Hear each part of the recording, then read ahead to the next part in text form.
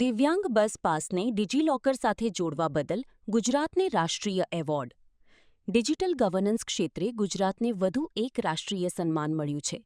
દિવ્યાંગ બસ પાસને ડિજિલોકર સાથે જોડવાના નવતર પ્રયોગ બદલ ભારત સરકાર દ્વારા ગુજરાતને excellence in citizen centric digital governance એવોર્ડથી સન્માનિત કરવામાં આવ્યું છે.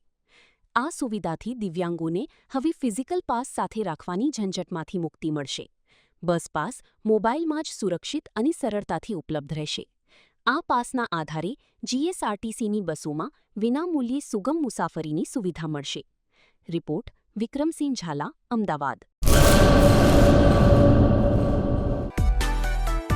માં motor driving, safe and sure driving.